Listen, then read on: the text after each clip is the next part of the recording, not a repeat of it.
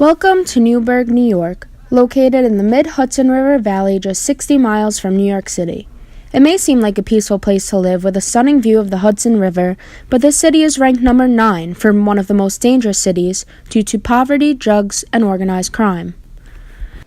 Today I am standing outside the Newburgh Ministry, where members of the community come for food, shelter, or simply just companionship, to receive the aid that they need to live a more safe and healthy way of life.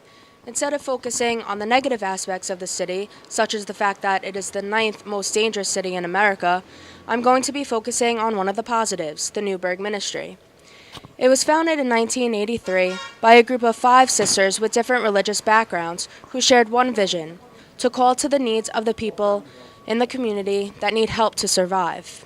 Today I will be speaking with Executive Director Colin Jarvis in regards to his efforts to help the members of the community. So right now we're standing in the Peace Garden. I'm here with Executive Director Colin Jarvis. Hi Colin, how are you today? I'm good. How are you? Good, thank you. So can you tell me a little bit about your role as Executive Director of the ministry? That's a loaded question. I'm responsible for the general oversight and the running of the Newburgh Ministry. Also to preserve the legacy and the history, of our founder, and to plan and develop and execute a strategic plan that helps us to be sustainable, to be relevant, and to continue to provide the services in accordance with our mission vision.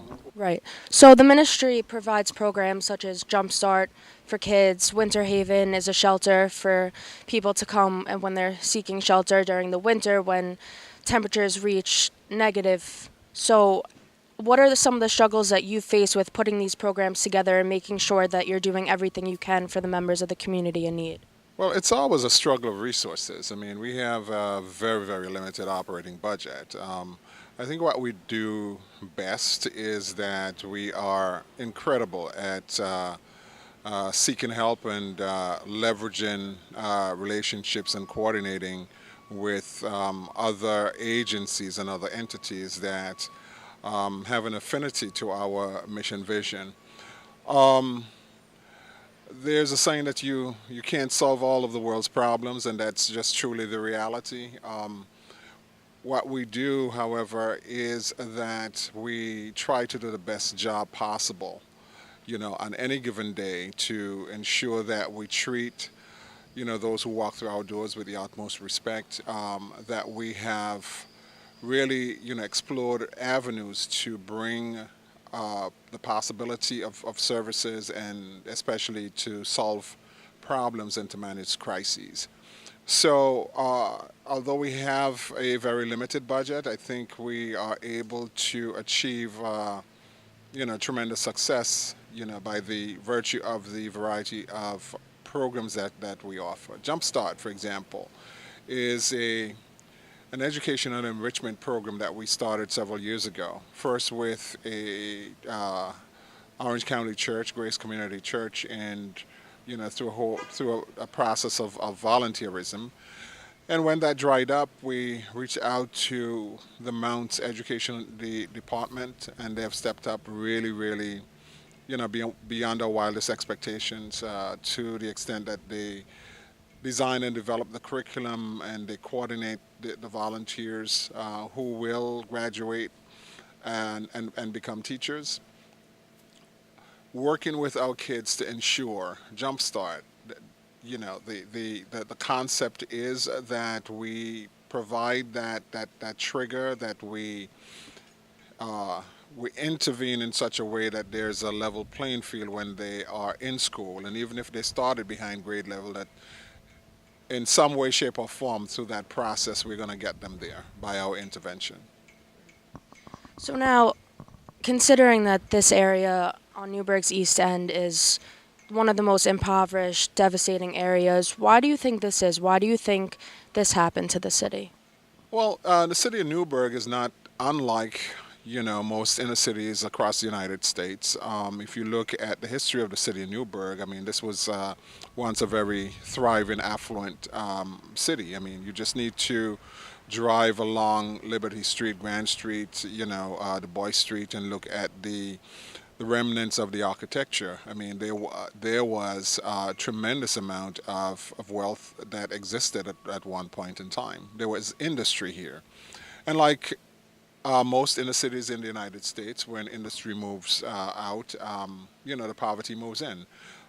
You have a tremendous migration of folks from the South, just like you had in New York City.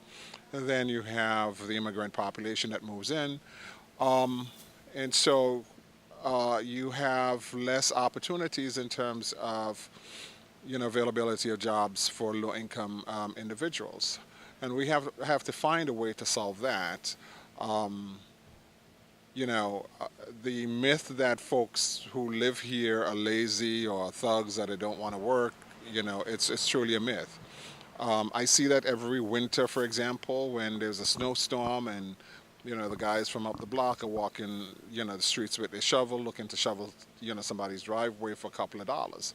They come here and offer to shovel our driveway, and the front of the building, and refuse to take a penny from us because, of our relationship, and they feel that they get more from us than what we've given to them. I mean, it's a tremendous, testimony to, the commitment and the relationship that we have with folks from the city of Newburgh.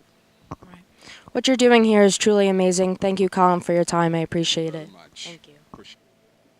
Sister Norma, can you just tell me a little bit about the ministry and what you do here to provide for members of the community?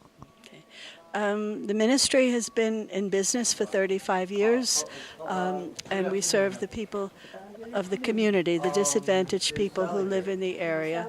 I'm the social worker, so I deal with people on many different levels. Referrals to rehab or advocating for them, referring them to other services in the area where they can receive help, helping them to fill out forms if they can't do that themselves, calling their workers if need be. Now, what's the greatest thing about being at the ministry and being able to help so many people that need it? I think the greatest thing is just knowing that in some little way you can help to ease the burdens that so many of these people carry and have carried for many years. And I think we bring hope to the people, and they trust us, and we try to be faithful to that trust. Right now I'm standing outside the ministry with Tony. She's been a member for about a year now. Tony, can you tell me a little bit about why you come to the ministry? Because it's comfortable, good people, good answers to questions that you might need if you're struggling a little bit in society nowadays. I see the good things that they do for society. It's wonderful. What's a typical day like for you standing here at the ministry? Do you have anyone here that you like to just talk to, go to for companionship? Anyone in the ministry that helps you with certain things? Well, Sister Norma, of course, has been an integral part of my recovery from, unfortunately, my building got condemned, and that was life-changing. But things are looking better. Fortunately, I'm a veteran. And then Miss Sally McAndrews. What a wonderful, wonderful asset they have here. I wish everybody knew her. I think a lot of people do.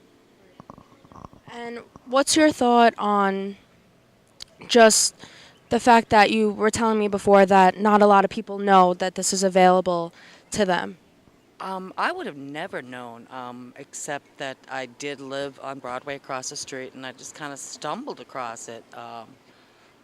And people that I've met since I've, been coming here, I'm sorry, let me word that better.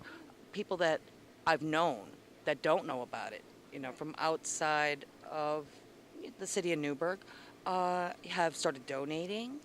Churches that I work with are familiar with it. There's just so many resources here. Thank you very much for your time. I appreciate it. Thank you for speaking with me. All right. Have a great day. For more information about the Newburgh Ministry, you could follow my Twitter page, CharlieSloves1. On the Twitter page, there will be a link to my blog, which has posts following my process throughout this project. Thank you for listening.